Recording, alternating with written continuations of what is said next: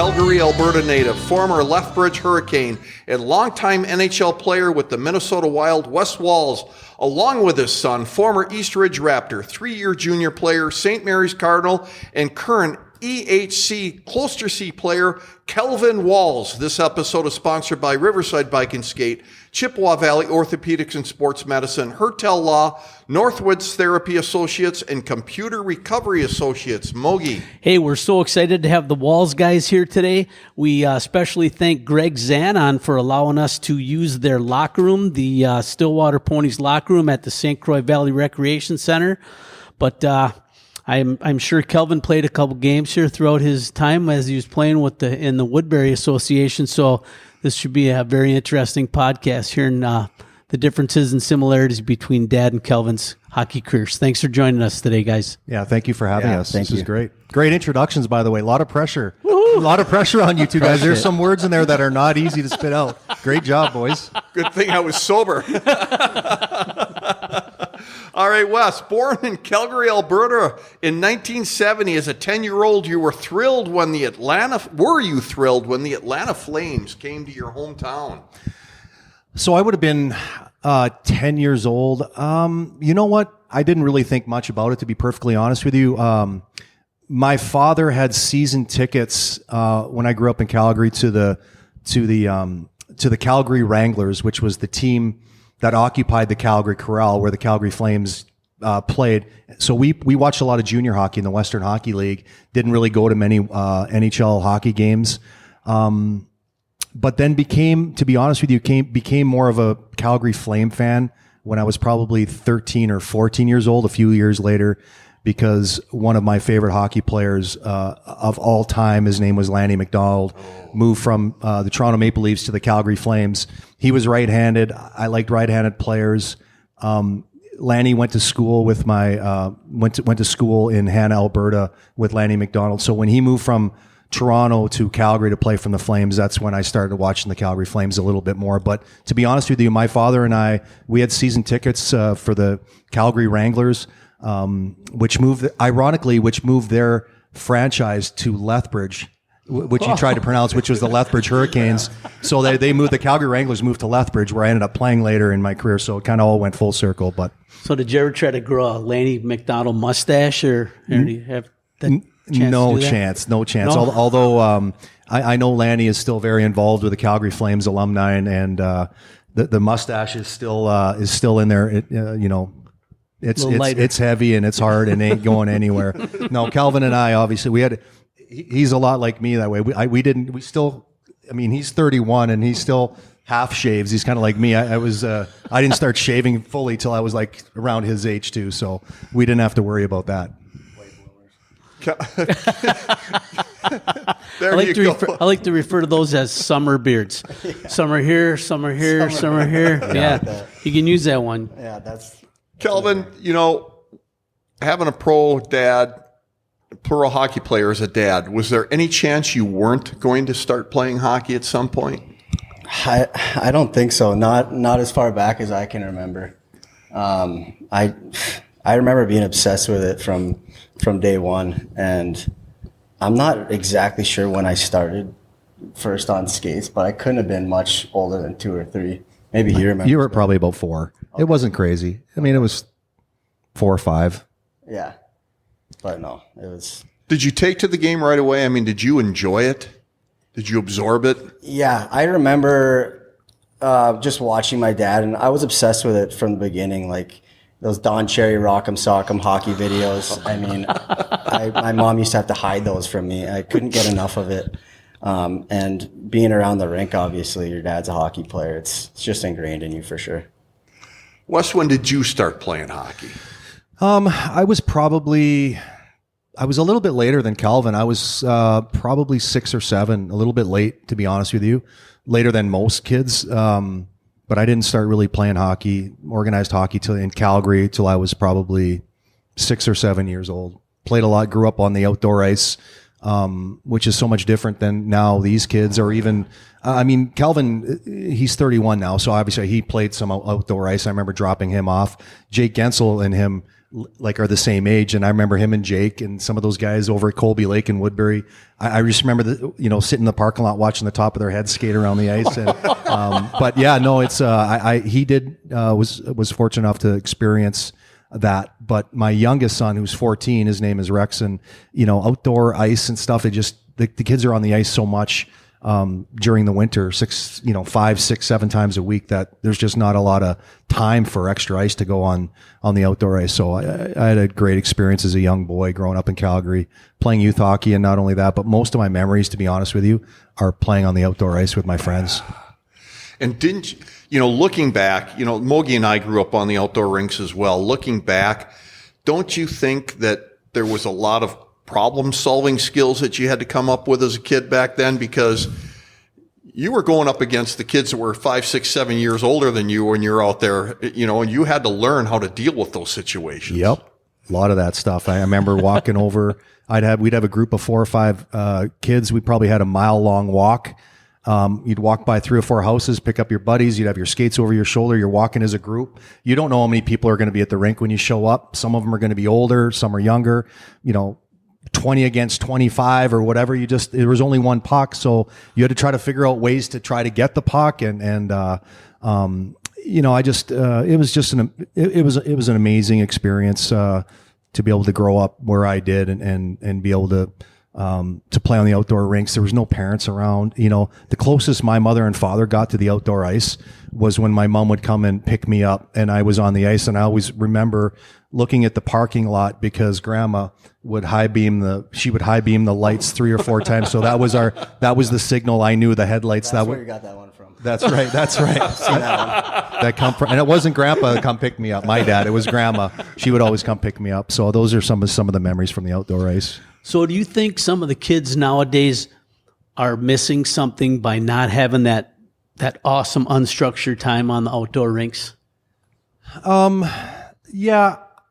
I mean, I still think the kids are on the ice just as much as we were. It's just, it's more organized now. No, I think the kids' skill levels obviously are they're so much better than we were growing up, but, so they're still skating 6, 7 times a week, and it's not on the outdoor ice, but their skills are just the same. But I know they didn't have as much fun as we did. I know that. And that's the one thing that the kids are missing out on, is I just remember having so much fun and the joy, and there was just so much joy to put my hockey skates on with my buddies. And it had nothing to do with playing for the Calgary Flames or where I was going to play my, major midget hockey in Calgary growing up. It's the equivalent of basically of high school hockey. None of that mattered. It was just going out, having fun with my buddies, and that was it. Kelvin, you've got a lot of siblings in your family. So was there a little bit of shinny or knee hockey in your household with your siblings, and any broken windows or, dryers that are busted because you're trying to hit the hole? Or, he's looking at his dad like, I can't tell. Like, should I tell him, Dad? Yeah, of course there was. I know I broke the mirror on your brand new Silverado, maybe back in one of the, do you remember that? Yes, I do now, but I wouldn't have remembered that unless you brought that up. Yeah. But yes, that did happen. Was that a stick or a puck? No, it was a puck. Nice. He must have had that truck for 2 days in the garage. Oh. And I knew right away. I was like, do I even go inside right now? Or do I just leave now? But yeah, going back to your question, we do have a hockey family, and my closest sister in age to me is 3 years younger. I'm the oldest of 5, and I pretty much forced her into being a tomboy. I remember that she was getting in the net no matter what, and I think she'd thank me for that, because she's pretty competitive. I take a little credit for that, looking back on. But and you should. You should. She had no choice. But yeah, we were also very lucky. I feel like all the neighborhoods I grew up in, there were so many kids, and it was never just hockey. We were outside playing, baseball, wiffle ball, any sport, you name it. And those are really the memories that come back to you. And you are not the only one that played college hockey, though, of your siblings. You've got at least one sister that played at UW-Eau Claire. And then any other sisters or brothers that Yeah. So Jaden, yep, she played at Eau Claire. She had a great career there. She was a captain. I know she won a WIAC championship, and she actually ended up meeting her husband there, Adam, who was on the men's team. And then my next youngest sister, Brenna, she was a senior captain at Eastridge, and she graduated a few years ago and then ended up going to Mankato just for school for marketing. And then I have a sister right now who's a senior at Eastridge, Shane. She's going to be a senior this next year, right? Yeah, she'll be a senior coming up. And then my youngest brother is going to be a second-year Bantam.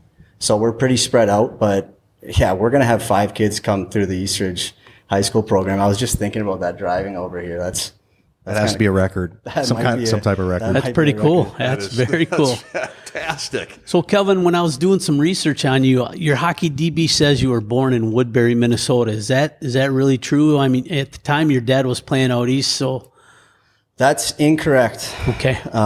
That's incorrect. I was born in Harrisburg, Pennsylvania, when my dad was playing for Hershey. Okay. Back in 1993. So, all right. Yeah, that's a typo.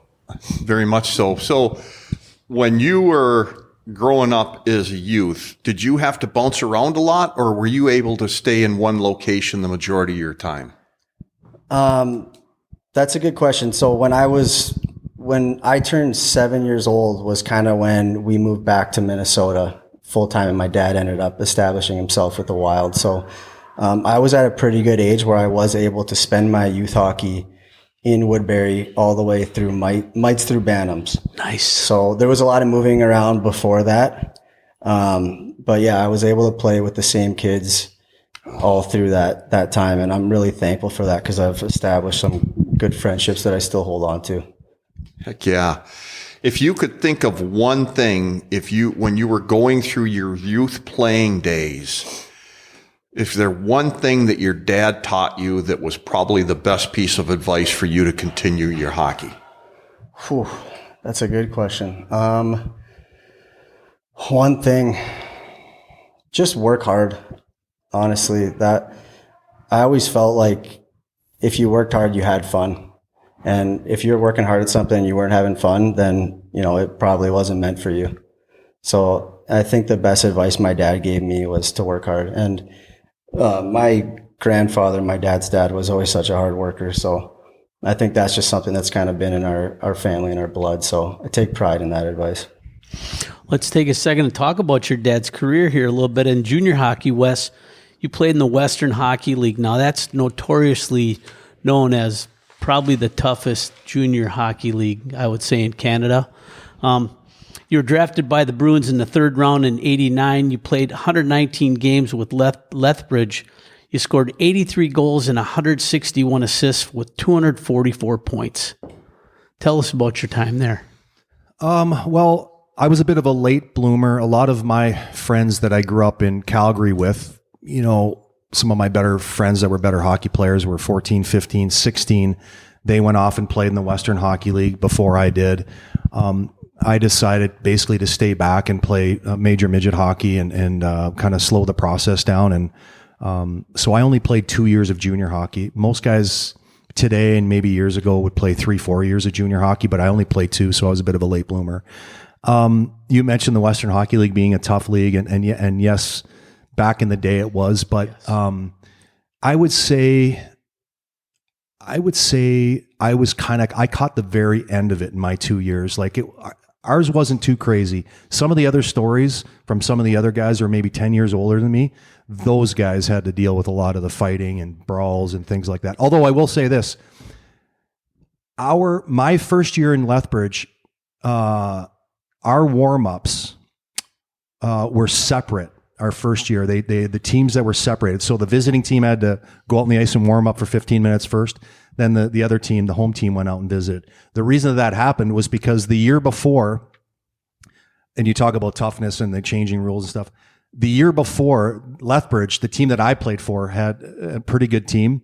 They went into Prince Albert, who had one of the toughest teams in the league the previous year. I wasn't on the team. And the Prince Albert Raiders, they had 3 or 4 guys come down and took the Lethbridge Hurricane net.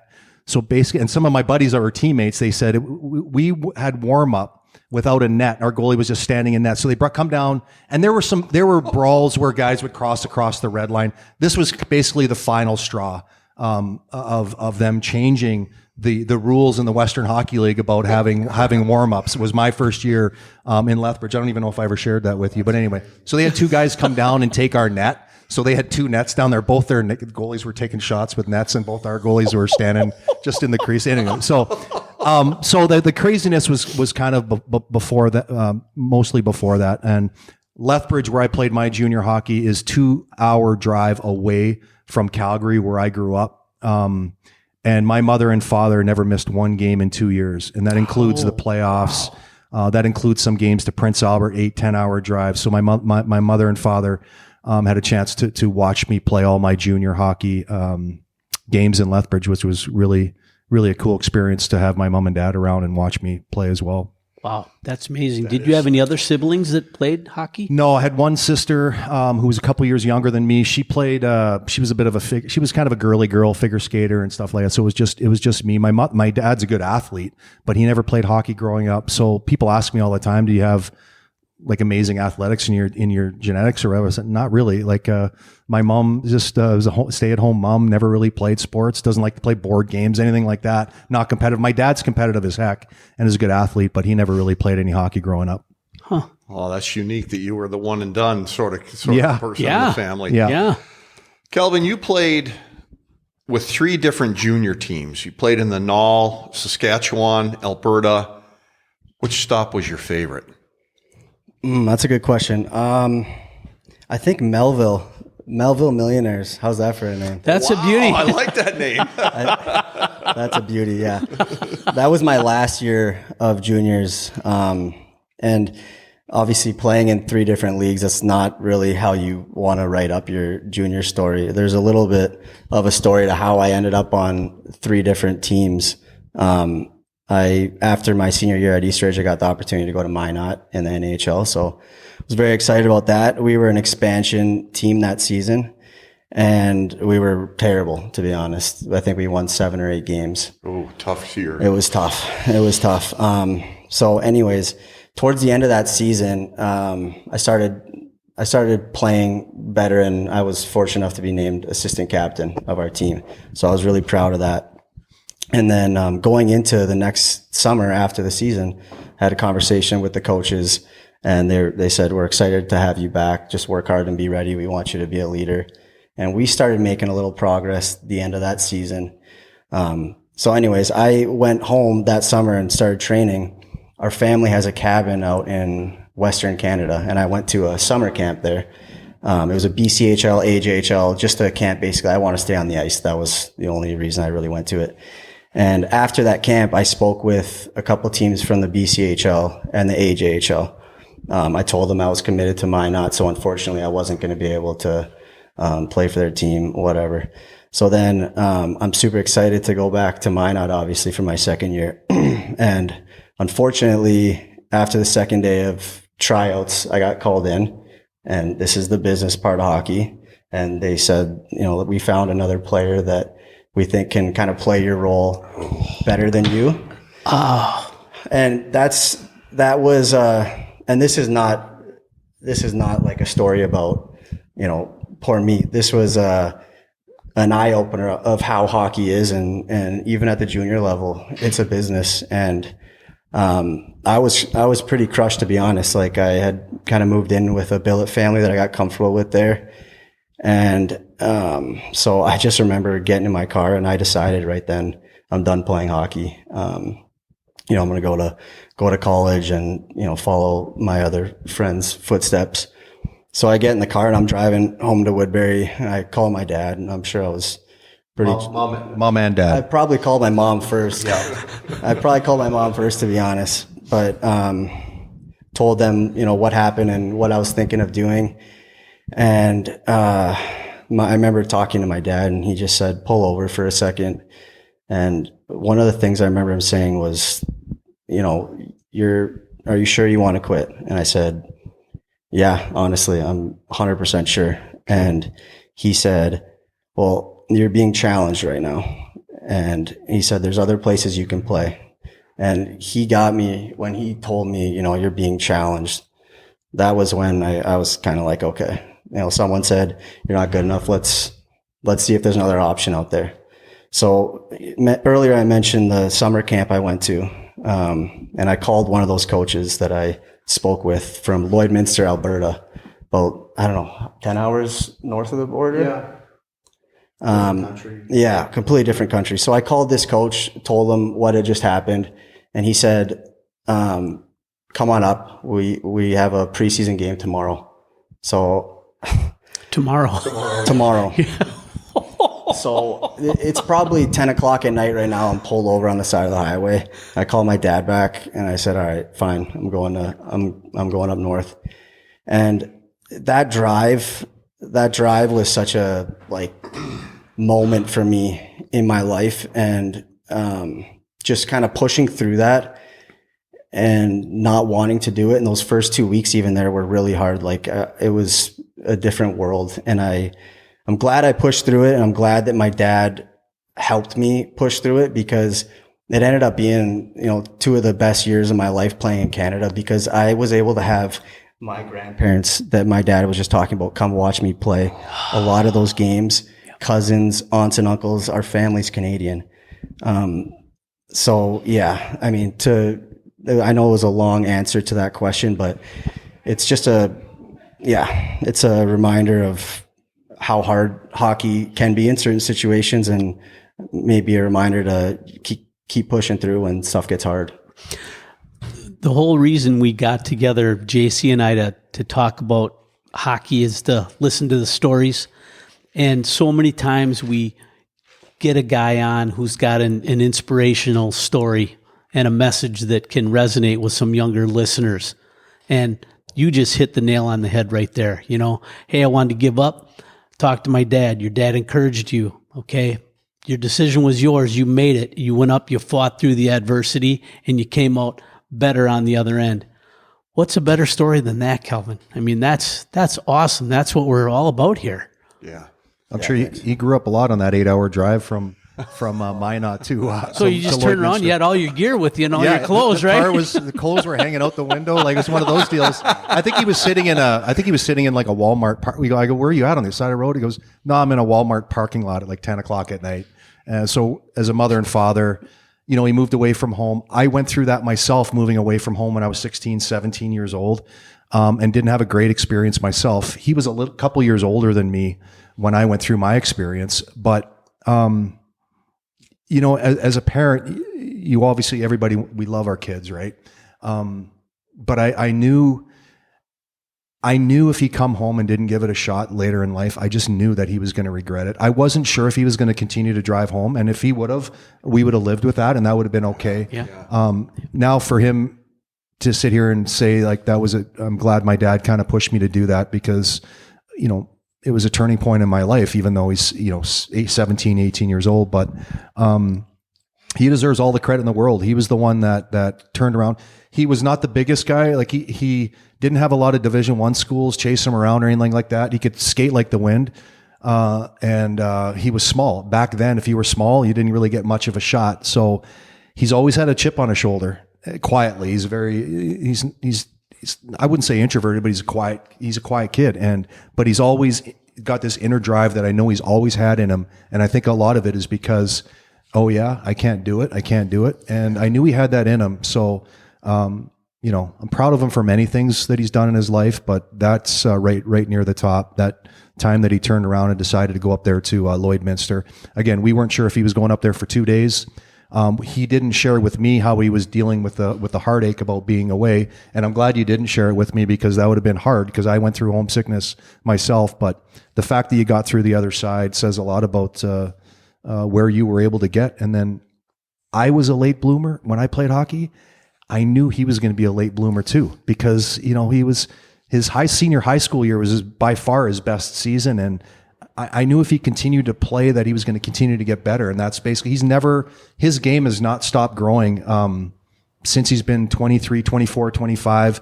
And last year he ended up playing over in Germany. I think he had 50 points in 25 games or something. Wow. So he's a late bloomer, a lot like his old man. Yeah, and I knew that day eventually would come. But, if he would have made the decision to continue to drive back to Woodbury, who knows where we would have been. But so kudos for him for staying with it. So let's talk about that Woodbury experience at Eastridge, the Eastridge Raptors. So you had an opportunity to play in the vaunted Minnesota high school hockey. Okay, you've been down to the XL Center. You've been to the state tournament. You've seen that. You played in some tournaments around the area. What was it like, that experience playing in Minnesota? Oh man, that was really cool for me. Because I remember growing up, you go to the high school hockey games. I remember going to Woodbury Royal games, and I mean, my dad played in the NHL, but I thought those guys were like NHL players, really. And you look up to them, and that's kind of your goal. And I think that's the coolest thing about Minnesota high school hockey is it gives kids something to look forward to and a realistic goal to achieve. And I spent my 10th grade, 11th grade year playing in Florida. Obviously, we'll get to that a little bit. My dad ended up coaching there. And hockey in Florida is what you could assume hockey in Florida would be like. Practice Monday, game Friday. That's pretty much it. Ooh. 2 different socks. Yeah, like 2 different colored socks. I'll tell you one really quick story about playing high school hockey in Florida. Yeah, this is gonna be good. My first game, and I thought the schedule was a joke when it came out. Like literally, I'm telling you, practice Monday, game Friday. So no one probably knew our school even had a hockey team. But our captain, the first game of the season, he has headphones through his jersey coming up through his ears. Up through his ears, and he on the ice and warm up. Our captain is listening to like rap music because they couldn't put music on the speaker for our warm up. No kidding. You never told me that one, but Yeah. that's a good But story. that's a sum up what kind of hockey. And I had kids on our team that started playing 3-4 years ago, like on my high school hockey team. Wow. So to be able to come back my senior year and play at Eastridge with all those kids that I talked about that I was able to grow up with, I'm so thankful for that. And that would have been like icing on the cake for me at that point. I was so thrilled to, and like, I remember being in Florida watching the state tournament, and I'm so happy, but also jealous of some of my old teammates playing at Hill Murray, and man, that'd be cool. And it looks so far away. You don't think you're even good enough to play at Eastridge. And I had a lot of doubts coming back that senior year. I was really nervous for my tryout, and I'm just really glad that opportunity came. And he led the team in scoring, yeah. And Minnesota high school hockey it's the best. And I wish everyone could experience it. So you had your dad as a coach. Yep. What's the best thing about having your dad as a coach? And the worst thing about having your dad as a coach? And if we need to ask him to leave the room while you give that second answer, that's okay. I do have to go to the restroom, but I'll wait. I'll wait. I can't wait to hear this.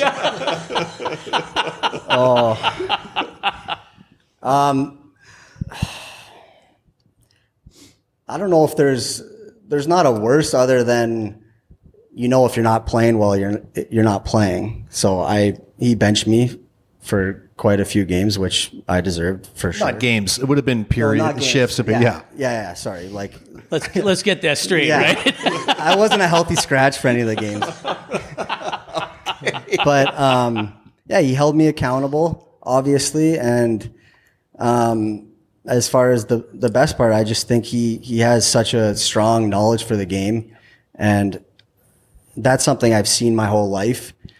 But to be able to actually have him, hey, I come back from a shift, what did you think about this? Why didn't you do this? Or think about this next? Just those little things, and it definitely stuck with me because, to be honest, he wasn't able to coach me growing up. He was playing. My mom took me to most of my hockey, so for me to be able to have him help me that last senior year, it was really cool. I'm thankful for it. You didn't have to do extra push-ups at home or anything if you screwed up a play. No, maybe do the dishwasher or something outside of that, but shovel the sidewalk or whatever. Sidewalk. Yeah. Oh. No, he was a hard worker. I didn't have to. he was always a hard worker off the ice and loved to shoot pucks and like kind of much different than my 14-year-old right now. I can't get him to go to the garage and shoot pucks and do things but like. He has a harder shot right now than I do. He's 14. That's a fact. Yeah, that is a fact. He can rip the puck. Yeah. We're going to give a quick shout out to a couple of our sponsors. Chippewa Valley Orthopedics and Sports Medicine has been committed to the healthcare needs of patients in western Wisconsin since 1954. The orthopedic surgeons and athletic trainers serve many area schools. Their success and reputation as an outstanding orthopedic clinic can be attributed to the teamwork of friendly, knowledgeable physicians and staff. And Riverside Bike and Skate, Eau Claire's hockey headquarters, which is the oldest hockey store in the state of Wisconsin. Buy hockey gear from the people that play and know the game, and don't forget about their bicycle sales and service, as well as your paddle sports center for kayaks and canoes. Mogi. All right, so Wes, you joined the Bruins in 1990 after your season in Lethbridge ended. You scored your first NHL goal in Calgary against the Flames. How cool was that? Yeah, I didn't play in Boston after my season ended in Lethbridge. Halfway through the season, it's kind of a long story, but halfway through the NHL season, I had been drafted by the Boston Bruins, but was not under contract with the Boston Bruins. So I'm playing junior hockey in Lethbridge. We had a great team there in Lethbridge. But the Boston Bruins had come out and did a Western swing. They played Edmonton, Vancouver, Calgary, and they had a bunch of injuries on this 4 or 5 game trip. So I'm not under contract with the Bruins, but the Bruins signed me to a 2-game contract. The league allowed it because I guess they had some emergency basis. Sure. Wow. I remember they paid me $1,000 a game, and I'm playing junior hockey, $1,000 a game. So I played 2 games. It was right around February, so the season was still going on. So I went up and played. That's how I played my first 2 games in the National Hockey League. It was during the season. Wow. Played in Vancouver. The first game, we won 3-0 in Vancouver with having a bunch of guys hurt. And then 2 nights later, we played in Calgary, which obviously was we won that game as well too. And I had a goal and assist that game in Calgary, and that was obviously my second game in the National Hockey League. And I scored a goal on a fellow Calgary native, Mike Vernon, who I ended up becoming friends with later in my life. But no, that was an amazing experience. And then after the game, Mike Milbury was the head coach of that team, and I had such a good game or whatever. And obviously, he was very excited too. I remember him saying, If I had my way, there's no way this guy would be going back to Lethbridge to play junior hockey. But I had to go back. I wasn't under contract, so I went back, finished my season in Lethbridge, lost in the league finals against the Kamloops Blazers to go to the Memorial Cup. Scott Niedermeyer, Daryl Sador, no, Shane Doan was a couple years after, but they had a great team anyway. So we lost to go to the Memorial Cup, and. Yeah, so that was my experience there. I lost my train of thought what I was talking about there, but anyway, it was an amazing experience getting a chance to play and score in Calgary in front of my home fans. And anyway, went back and played junior hockey and finished really, really strong. The Bruins wanted to sign me after the playoffs. They wanted to sign me.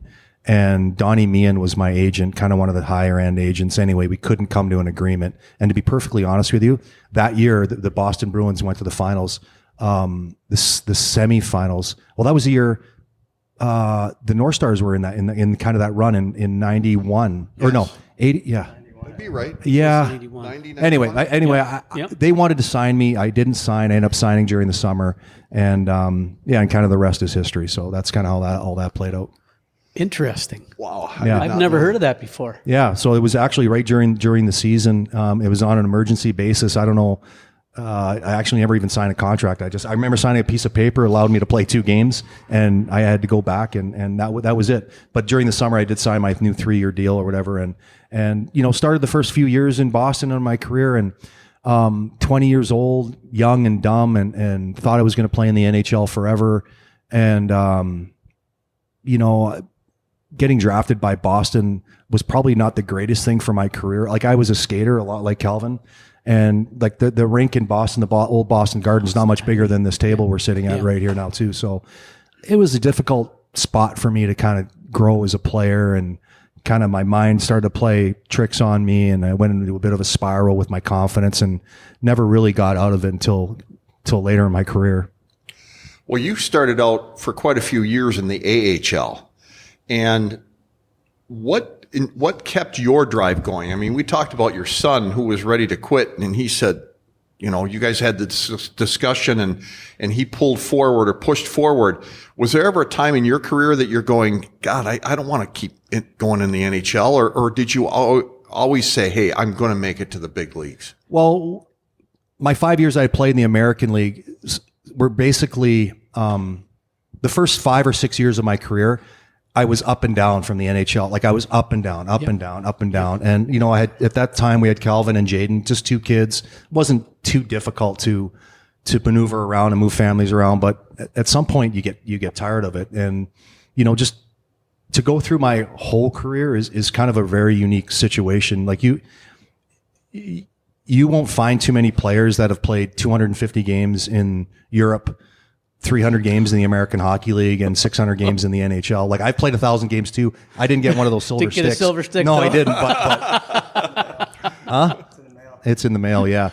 But it was an amazing experience. But basically, my 6th year, I was with the Detroit Red Wings, and the playoffs were coming up, and I had a team from Switzerland. I was in the last year of my contract. Team from Switzerland was interested in me, and I was so tired of going up and down. Detroit didn't want me back the following year. I already knew that was the case. So I signed a 1-year deal to go over and play in Switzerland just because I wanted to sleep in my own bed. They were paying me huge money to go over there, way more money than I was making in the American Hockey League.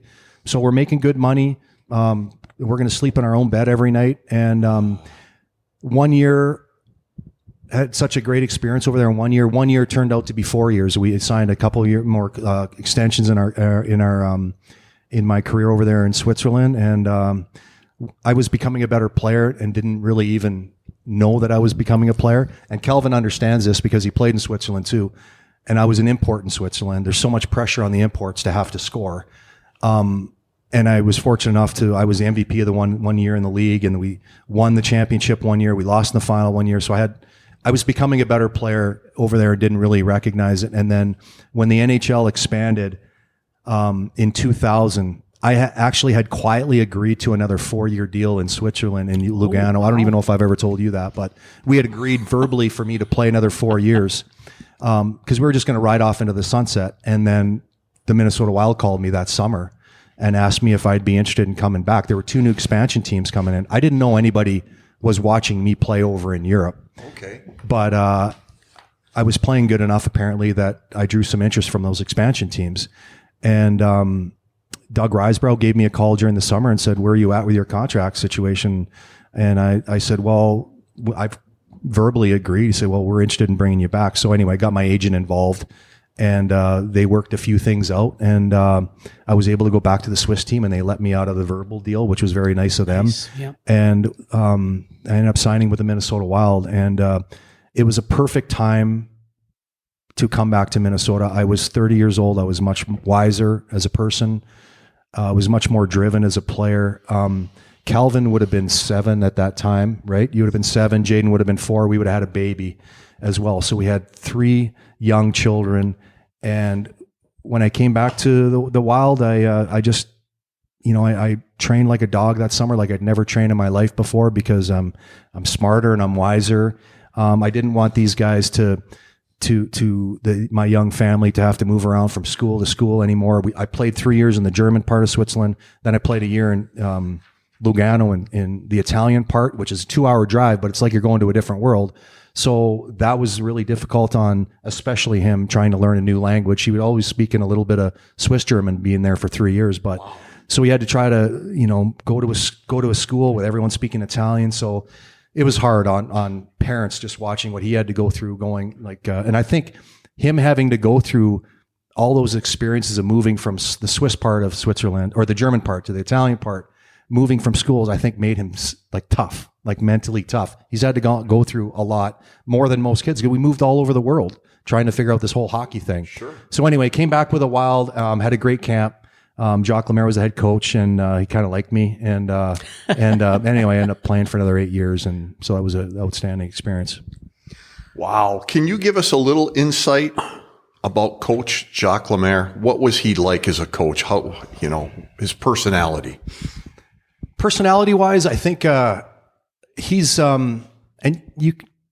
I played a lot under Jacques, and so I got unbelievable things to say about the man. I learned more about hockey from that man than anybody else in my career. But if you ask anybody that's played for Jacques Lemaire, ask Billy Guerin what he thinks of Jacques Lemaire. Ask anybody that's played for him. They all love him, and they love him because of how smart he is, and they love him because he has the ability to make you feel like you are the most important player on this team. Everybody had a really unique way of going about how he went about his business. Very quiet and actually very introverted. And he was comfortable in a locker room speaking in front of team, and he had a tremendous presence about him.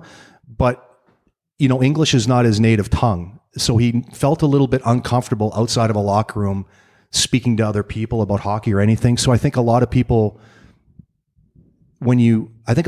got the wrong impression with Jacques and thought he was like kind of a stuck up and arrogant, but it was mostly because he just didn't trust the English language. So he was very to himself when he was away from the rink, but he was an amazing coach. When this man walked into a locker room, it was something else. Like everybody just sits like this, and he didn't come into the room often. That's why we all sat like this when he walked in with his skates untied. Then you knew something was up. And he had a tremendous presence about him. I was his checking centerman, obviously, for the 7-8 years I played for Jacques. So he trusted me enough to put me in amazing situations to play against the best players in the world.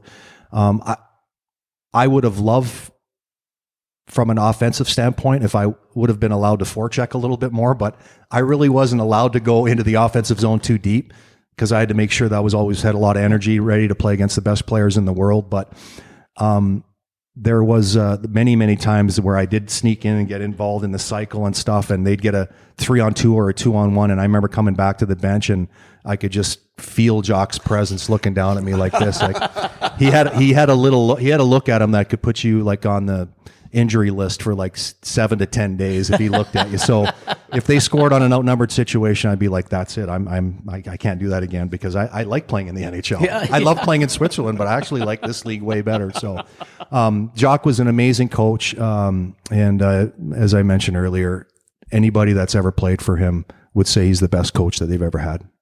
Well, that's saying a lot. Very cool. That's for sure. All right, getting back to Kelvin. After you got back playing your junior career, you went to St. Mary's in Winona, Minnesota. You played there for 4 years. What drew you to St. Mary's to play? There were a couple of things. The first thing being the year before I went to St. Mary's, my last year of juniors, I found out that there was going to be a chance for me to play professionally in Switzerland. I had been in contact with an agent over there. It was a little bit of a long shot at that point, but just knowing about the ice over there and the way I played, I knew I wanted to find not only a good fit, but also somewhere that I was going to play a lot. So St. Mary's lost 10 seniors the year before. I knew I was going to come in and play a lot, and also they play on a bigger ice surface in Winona. I don't know if you guys knew that, but there's not many rinks in college hockey. Obviously, the Gophers have an Olympic size. They used to. They don't anymore. No. Okay. Yeah, they remodeled out there. It's one of the only. It's not quite Olympic, but it's much wider.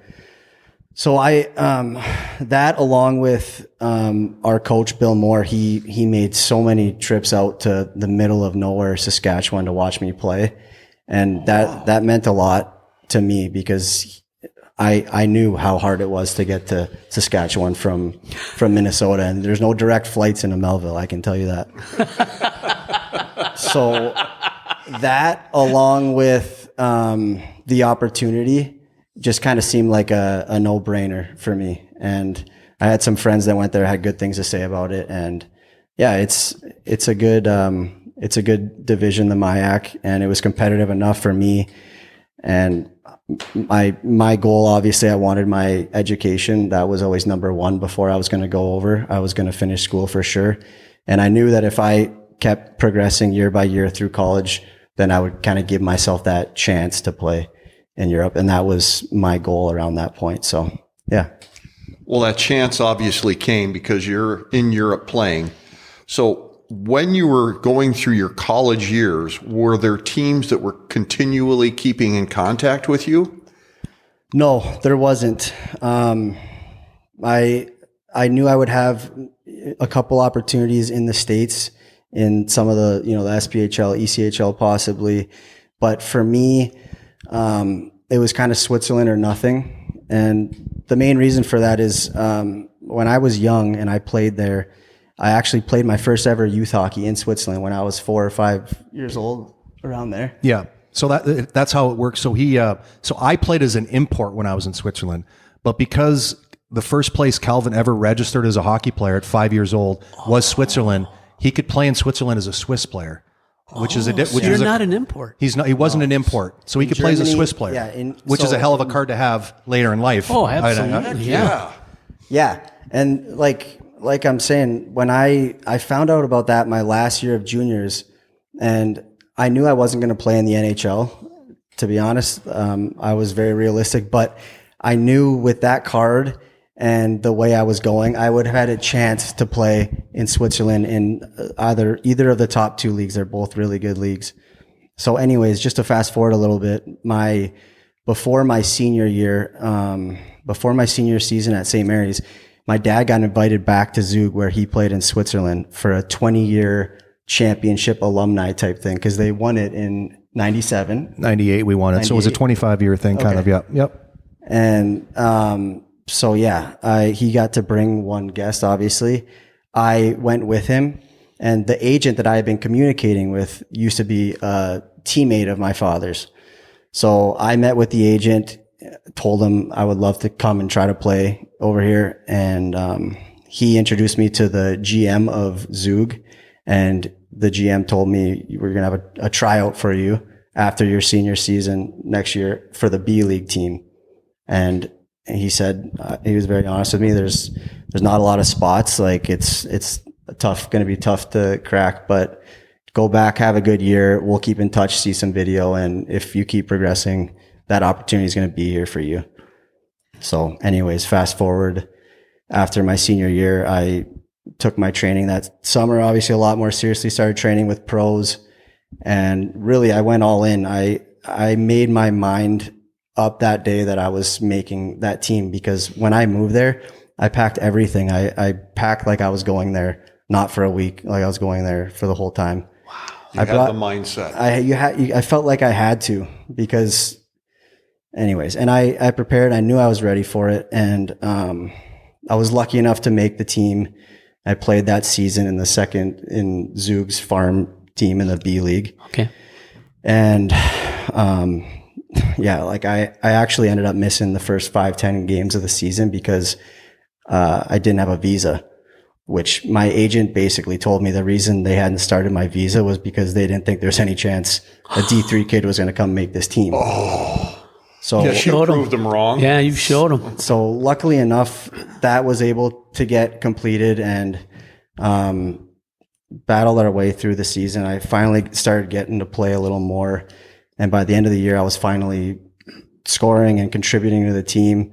And I got called up to the top league team to play their last regular season game in the top A league team, and that was my NHL debut, to be honest. Like, that was my goal, was to go over there and play in the B League. I never thought there would be a chance I'd get to play in the A League. And so just looking back on that was like a very fulfilling moment for me in my hockey career. And yeah, I'm just very fortunate. Obviously, there's some luck involved there that I even had that Swiss pass, because I didn't even know I had it.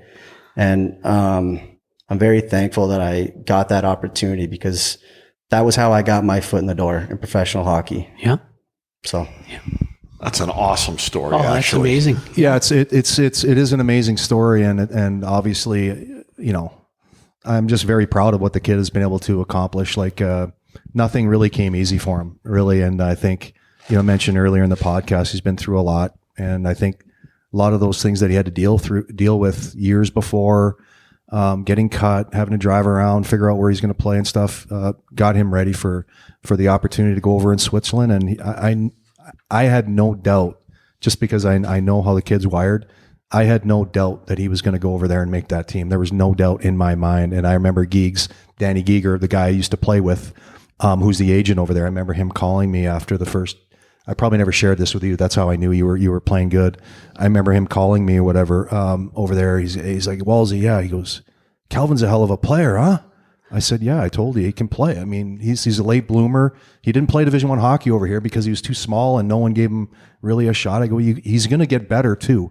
And you have gotten better as the years have gone on, even playing over there in Europe. But yeah, he was a hard worker, and obviously as a mother and father, you always want your kids to work hard, right? That's the number one thing.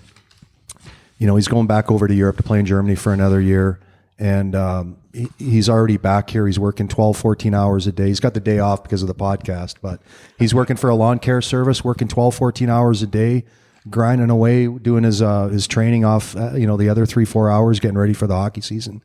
So he's just a hard worker, and he's everything that he's got, he's deserved. He'll never say that, but I'm a proud dad, so I will. Absolutely, All you right. should. Hey, I'm going to give another shout out to our sponsors. Northwoods Therapy takes pride in being your choice for physical therapy in the Chippewa Valley since 1981. Northwoods Physical Therapy is a clinic where you can receive the care you deserve and are treated like family. And Hertel Law, the law firm you want on your side, focusing on criminal defense and personal injury. Harry Hertel has been obtaining results for clients in the Chippewa Valley since 1981. When you need legal help if injured or accused of a crime, call 715-832-4330 for a free in-person consultation. And Computer Recovery Associates. They specialize in removing, monetizing, and recycling computer hardware from large data centers. Whether you're looking to relocate, repurpose, sell, or recycle, Computer Recovery Associates can help. Check them out at computerrecoveryassociates.com. Wes, you had mentioned that you didn't realize that there were scouts over in Europe looking at you, and you get this call from the Wild. What skill sets did they see in you that they wanted you? Well, that's an interesting story. That's a really interesting story because I only found out years after I think it was maybe the third year after I came back from Switzerland. I played with a Wild, and I think I remember running into Doug Risebrough at a Wild event or something like that, and we were just having a conversation, and I remember asking him, like, how did you guys? Who was scouting me over there? How did you guys know that I was over there playing? It's like, and actually Doug Risebrough was the assistant general manager in Calgary when I played for the Flames. So there was a bit of a background there, although I didn't really know Doug other than to watch him play for the Montreal Canadiens. Sure. But he said to me, he's like, Walsy, we had a consultant over there that was working for us, wasn't really a scout, but his name was Pierre Paget. And Pierre Paget used to coach the North Stars, back in the day. And Pierre was one of the head coaches of Ambry, which was one of the teams in the Swiss League that I played against. So Doug, the expansion team, he wanted to get you out of the league. Yeah, maybe he wanted to get there me. you go. Maybe he wanted Get rid of that Walz guy. Well, listen, we beat his team in the semifinals to go to the finals. And anyway, and it didn't hurt that I had back-to-back hat tricks in Game 6 and Game 7 to go to the finals. So that didn't hurt. That didn't hurt at all. But so he said that to me, and I had no clue. Pierre Paget, he basically called Pierre. He said, "Listen, who's one of the better players?" And Pierre put in a great word for me, and that was how that whole ball got started. With Doug reaching out to me and asking me what my plans were for next year, was basically Pierre Paget putting in a good word for me. I found out about this, 3 years after I had played for the Wild. A year once I found that out, I'm trying to get a hair. Like he got canned and then moved. He got canned in Switzerland, then went to Austria, coached in the Austrian league. I tried to reach out to Pierre Paget in the hockey world, we can usually always get connected with people. Sure. I have not been able to find out where that man is, so I can thank him for changing my career. And I sent an email before. I don't know if he ever got it, but he never replied to me, a long, heartfelt email about how he changed my life. But it's amazing just how one man's, obviously I still had to perform. You get an opportunity, but for him to put in a good word for me, kind of just opened the door. The rest was up to me to make sure I took care of it. But I never really had a chance to thank the man. But there is a connection between Pierre, obviously, and Minnesota here with the North Stars. But it's amazing how your career sometimes can go full circle. But there were no scouts over there. He was working as a consultant for the Minnesota Wild at that time. But right spot, right time. Hey, so that's it. Young players that are listening to this, remember, you never know who's watching. Okay, That's it. Always your body language, your effort on the ice, how you interact with your teammates and the opponents.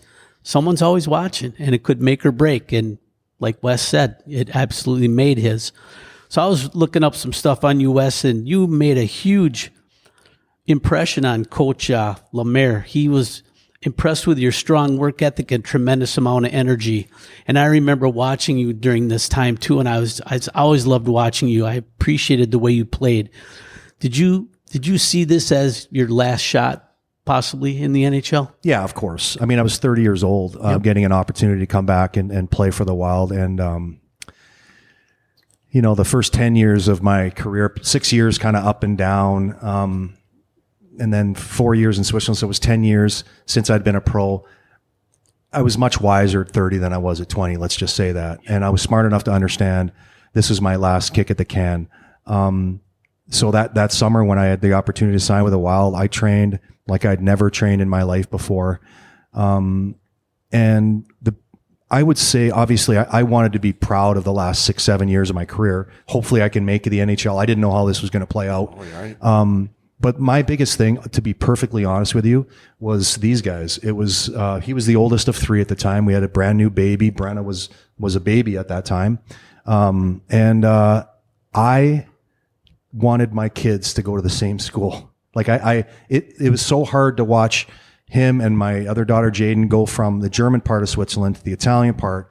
Even before that, Kelvin, I was moving around to Adirondack and Hershey, and I wanted some stability in my life. So I trained like a dog that summer.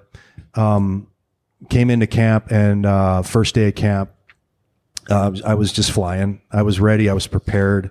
I was a little bit older than a lot of the other guys, maybe 2 or 3 years older. I was probably one of the older guys, me, Jimmy Dowd, a few other guys. So I knew how important getting noticed is, and Kelvin will laugh because I always said in tryouts, make sure you get noticed, but I can't say this to my kids and then not get noticed. So I was flying around for 2-3 days, and then I remember after day 3, I came out of the Parade Ice Garden over in Minneapolis. That's where we had training camp, and Jacques Lemaire and Mario Tremblay are having a smoke outside the rink. They probably couldn't wait to get outside to have a smoke. Jacques calls me over. He's like, and he never called you by your last name. He always said your first name. He's like, Wes, come here. I don't really know him that well. I know he's a defensive coach and specialist. And to be honest with you, if you look at my career, one of the reasons why I was up and down in the minors and didn't really have a great career is because I got stereotyped that I was not good defensively. So I'm thinking to myself, how is this going to work with Jacques Lemaire? It's not going to be a great, this probably is not going to be a great fit.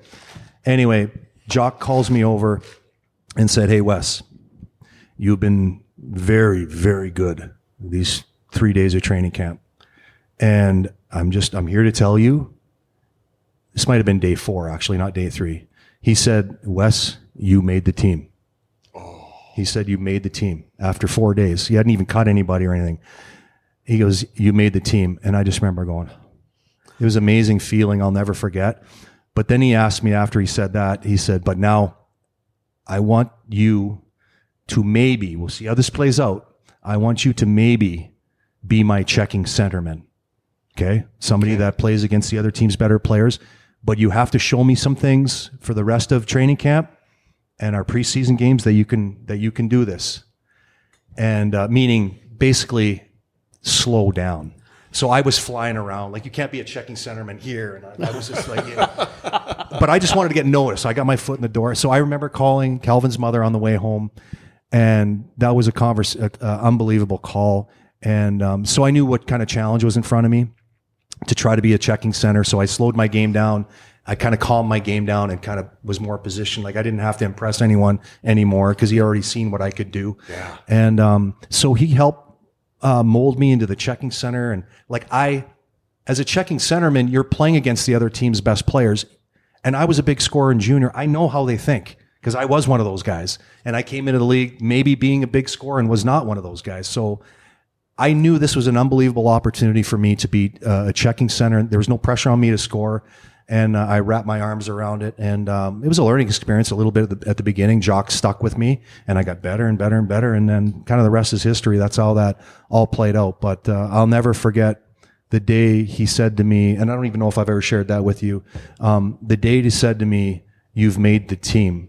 And I kind of went black after that. I don't hardly remember anything else he said after the 4 days. But yeah, he was an amazing coach. And yeah, that's kind of how it all played out at the beginning. That was in year 2000, I guess. Words you'll never forget. No, that's right. That's right. Oh my gosh. Kelvin, tell us a little bit now. You're going to be playing, or you did play in Closter C. Yeah. And you're going back there. Yeah. How did that transition occur? Yeah. So when COVID happened, I took a year off. Actually, they were playing in Switzerland, but they played the season with junior players and Swiss guys that they already had under contract to try to save money. Obviously, they weren't allowed to have fans in the building. So I took that whole year off. I don't know if I should have done that because there were other leagues going on, but I was kind of stuck in my head. It was Switzerland or nothing at that point. And then the following year, I did not find a contract in Switzerland, but I got an opportunity in France, in a Chamonix area, very close to like Geneva, Switzerland kind of border. Mm. And at this point, I just wanted to play. Sure. So I went there and ended up loving it. Spent 2 years there. And then I met my wife about kind of in the middle of all this. And we spent 1 year apart when I was in France. We got married. And then we went back to France for 1 year together. Sorry if that was confusing. And yeah, you married a Woodbury gal. Married a Woodbury gal. Yeah. Okay. So when I married her, obviously, she's very close with her family. I kind of thought that was it, right? So, we went over for one season. I said, it'll be cool. She can see Europe and whatnot, and then we'll come back. And this was last year in Germany, and she ended up loving it. And she's traveling the world now, and she had a really good time. So that's kind of when that conversation started in Germany. Let's maybe spend one more year there. And yeah, so we're definitely taking a year at a time right now. But yeah, there's a lot of good leagues in Europe and just different opportunities. I'm actually glad that I left Switzerland to kind of just learn different cultures and see how different parts of Europe work. So yeah, that's kind of how that came about. So your dad helped motivate you when you were ready to quit, and now you're playing in Europe. You marry a local girl who you bring over to Europe, and she likes it. Now she's motivating you to keep going. Yeah, kind of. Yeah, that's a great JC. That's a great analogy. Now I can step back. You got your girl. Yeah, you got your own motivator. It's funny how that worked, but yeah, no, it's been a unique journey. So. And it's perfect. They don't have any children yet, too, so they can travel between. There's some perfect national time. Pauses where they get 2 weeks off, and they get a chance to travel. And I mean, after the season was over, he's sending me pictures from Spain and Portugal, and I'm like, this is unbelievable. That they get an opportunity to do this. Yeah. So he's got a contract for another year. He had an amazing year this past season, and yeah, just take it 1 year at a time and see where life takes them. But like I said, no kids, and they can just enjoy the experience. So I'm envious. The game that you love. Absolutely. So JC sent me an article about you extending with Closter C. So I was doing my research and I clicked on it, and it was in German, JC. I don't speak German. I don't read German. There wasn't a translation button? There was. I probably was, but I'm not that technically oriented either, Wes. Just saying. So yeah, I'm looking at. I could recognize North Amerikaner and Kelvin Walz. It's like, oh, this must be the article. But Thanks, JC. Thanks a lot. Yeah. yeah, you gave me too much credit there, buddy. Let's just say the article was very flattering towards Kelvin. I'm and sure it was. It talked about your contract and the fact that you had you score some points over there. You're doing pretty good. And if I remember correctly, it had a couple of photos of you in celebration. So you must have been after scoring a goal or maybe a playoff game or something. Any idea what that might have been about? I don't know. We lost in the first round, but it could have been anything. Maybe it was a teammate scoring. I like to think I get even more excited when they score than I do, but could true be teammate. anything. Yeah. Yep, true hockey teammate. Yeah. He actually, how many goals he had? Like, did you have 20 goals this year? Anyway, he had a great season. And one of the other reasons why this team over there don't want him to go anywhere, and they signed him. He's already signed. This is not normal to already have a contract right now. Right now, normally this time in the summer, he'd be wondering, I wonder if I'm playing next year. He spent so much time over there with the youth program, helping off of the ice, running practices for kids, doing things around the rink. He's a leader in the locker room over there. And, he's not going to say any of this stuff because he's just he's a ton of humility, but I know if I was running a business and running my team over there, if I had someone like him taking care of our youth program and doing what he loves to do. He worked some of my hockey schools, so he's got a great experience with working with kids. And so it's not always just what happens on the ice. It's what he's done off the ice too. That's brought him the success that he has earned. One of my questions for you was that, and I think I might know the answer now listening to your dad. You're a young man still, but you're kind of getting up there a little bit in hockey years. Okay, you've played a long time. Mm-hmm. What do you think you want to pursue once your career is over? Yeah, that's a really good question and something that I've been thinking a lot more about in the last year or two for sure. I did graduate from St. Mary's with a sport management degree. And to be honest, I love hockey so much, it's hard for me to envision working outside of it. Yeah. I'm not, I haven't closed the door on that. I think working in the business world would be cool, but I think my dream would be to work for a sports agency or to be able to represent players as they, enter, whether it be the junior part of their career or professional. There's a lot of very difficult decisions that you have to make. And I just think with some of the experiences I've been through, I would love to be able to, it'd be very rewarding to help kids through those moments in their life.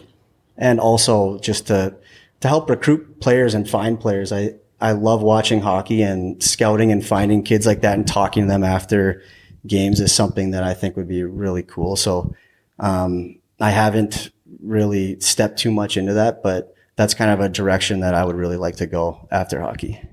Interesting. You've got a heck of a story to tell to kids, and that would be inspirational to them. And number two, the skill set that you're going to bring to teach these kids is, anybody's going to be happy to have you. Oh, thanks, guys. Wes, you had a heck of a career with the Minnesota Wild, and didn't you earn a letter at one point? Yeah, I pretty much wore the A the whole 8 years that I played with the Wild. I don't know if you remember, Jock would rotate the captaincy from month to month. Yeah. I wore the C a few times, but he shared the C with some of the other guys more. But I always wore a letter, yes. How do you earn that with the Minnesota Wild? Is that picked by your peers, or does the coach do that? How do you get that? Well, I can't speak for anybody else or teams back then, but this was all Jock that made the decision of basically rotating the captaincy from month to month. I think he was because we were an expansion team.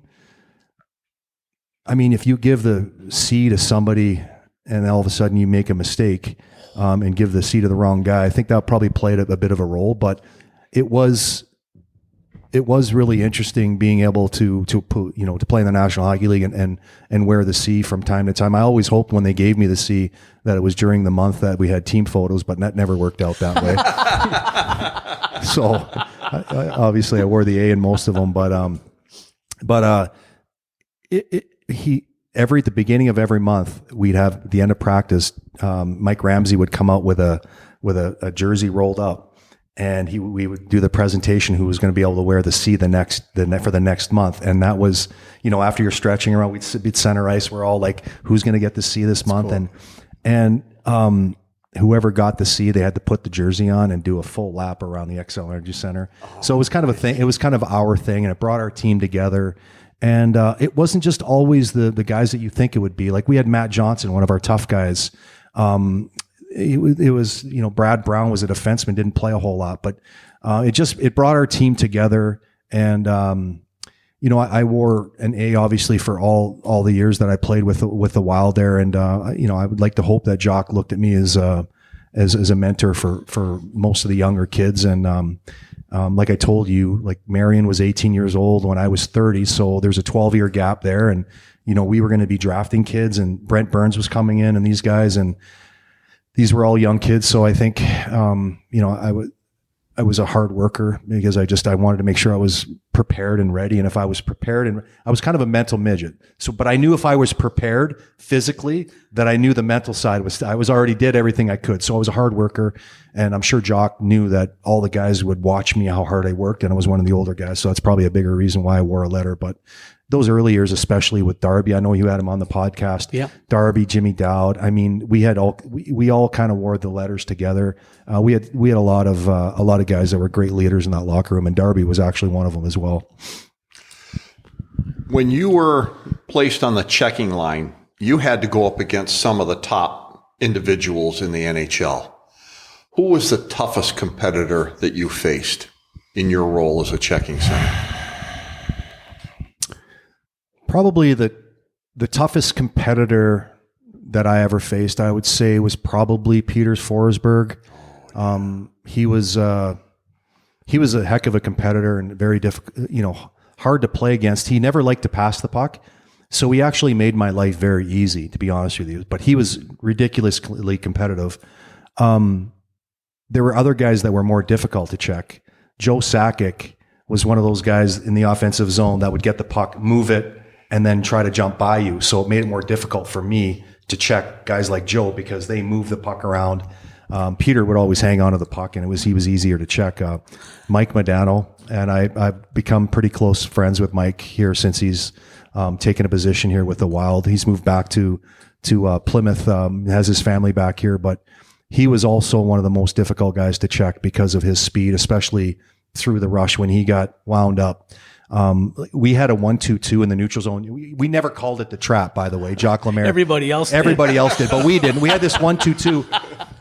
But the 1-2-2 went out the window when Mike Modano was on the ice, because that was my job, to swing with him and just keep him in front of me, and then everyone else would play just so he wouldn't score off the rush. We'll live with whatever. Yes, we're gonna have to play in our own zone, but that's how smart Jock was, right? Just he was taking that out of the game. Yes, we'll have to play in our own zone. So I would say probably Peter Forsberg and Mike Modano were probably the most two difficult guys to play against.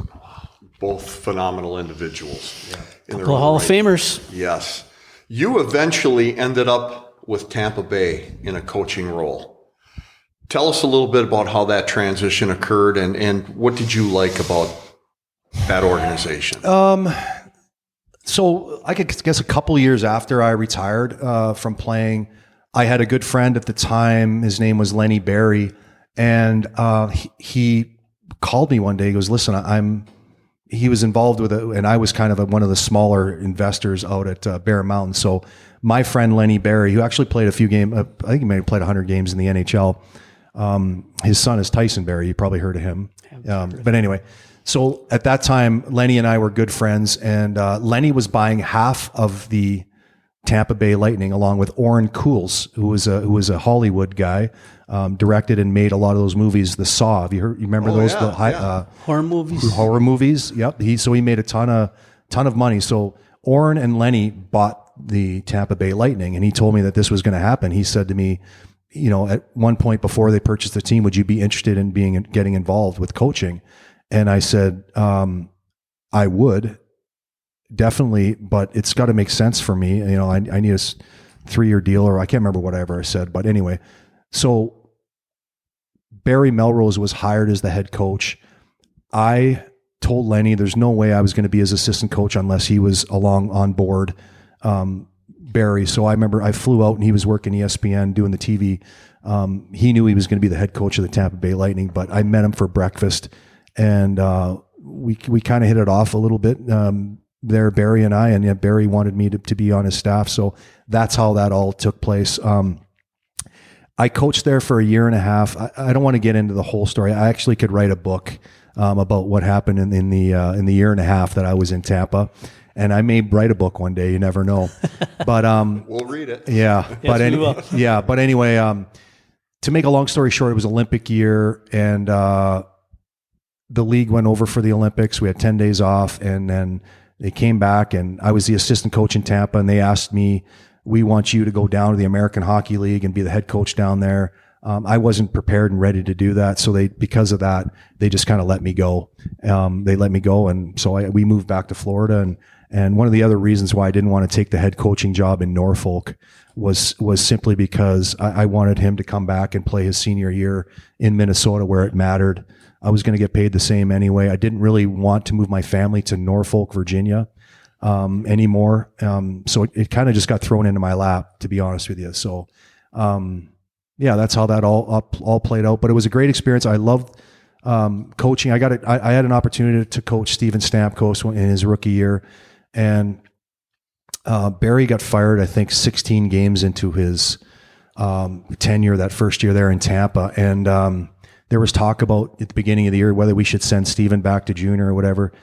So Steven had a very difficult time trying to figure out how to play in the National Hockey League. Rick Taka was the head coach. I was the assistant. Rick Wilson, who was another assistant for the Wild for many, many years, he was one of the other assistant coaches. So I remember Taka coming up to me one day, probably 30 games into the season, and say, listen, you were a center playing for Jock. You could skate like the wind. Steven can skate like the wind. Can you just take him yourself? We don't need 5 people talking to him anymore. Can you take him to yourself, watch a video, see if you can help him with his game? And I'm like, I can do this. I just had the best coach in the world who's ever coached help me become the player I was. So Steven and I got a chance to work together for very cool. Probably about 2 to 4 weeks. And Steven would tell you the same thing. We focused on one thing, and it was basically slowing down. It was kind of the same thing Jock used to tell me at training camp. Slow down. Yeah. Don't overskate the play. Yeah. So the only thing that I worked on with Steven or talked about when we would watch video was he would fly the zone a lot, probably like he did in junior at Sarnia, right? Get long passes. But in the NHL, you're not going to get long passes. And he had lost a bit of his confidence. The only thing I ever said to Steven, let's work on one thing. Let's work on during games staying underneath the puck. Always stay underneath the puck. Keep the movie. I used to say, keep the movie in front of you so you can see the movie. You've got a gear nobody else has. You can keep the game in front of you, then use your gear to go get the puck or whatever. You don't need to use the gear before because you'll never get the puck. So I worked with him about staying underneath the puck. Now all of a sudden, staying underneath the puck, slowing down. He would skate onto loose pucks a lot more, and he was carrying the puck through the neutral zone. And then his confidence began to grow because he started having the puck a little bit more. And then he scored a few goals. And so this was 2 to 4 weeks we worked on this stuff. And I ain't taking any credit for Steven Stamkos being a Hall of Famer. But that was probably the only thing that we talked about as 2 young centermen trying to figure out their game. And to be perfectly honest with you, when I sat down with Steven at the beginning, I said, Steven, you can look me up, bud. I was a big scorer in junior, a centerman just like you, and I had a tough time figuring it out too. So, and back then you could look guys up, and Sure. It took me a long time to figure it out too. So, anyway, stay under the puck. His confidence came, and the rest is history. And he's had an amazing career. Well, you say that you didn't have much to do with his Hall of Fame career, but I would say you helped light the fire. That's for sure. Gentlemen, we could go on forever. Oh, man, we missed a couple questions, but yeah, it's been over an hour here for these guys, so yeah. Kelvin, thank you for reaching out. It's been absolute pleasure listening to your story and an inspiration. Wes, what you've done for the game and your inspiration as well, sticking with it and what you've done with the Wild and future hockey players, we thank you both. Well, thank you for having us. I mean, this is the first time we've ever had a chance to do a podcast really together, and I've had a lot of fun and just listening to his stories. I learned a few things myself that I didn't know about too. Yeah, So I think you did true. too. Yeah. It's true. I mean, our lives are busy, so it's really cool for me to be able to sit down with him and talk about this stuff. And you guys should be proud. You run an awesome podcast. I've listened to quite a few of the episodes. So kudos to you guys too. Thanks for having us. Yeah, that was a lot of fun. Thanks, guys. Our pleasure. Ladies and gentlemen, please don't forget to leave a comment on your favorite social media platform. Helps Mogi and I stay in the game. Mog? Absolutely. And again, a huge thanks to our special guests, Wes and Kelvin Walz, as well as you folks, our faithful listeners. Please remember to visit our sponsors, Riverside Bike and Skate, Chippewa Valley Orthopedics and Sports Medicine, Hertel Law, Northwoods Therapy Associates, and Computer Recovery Associates. Please follow us on your favorite social media platforms. And remember, folks, until next time, keep your head on a swivel and stay on your inside edges. And don't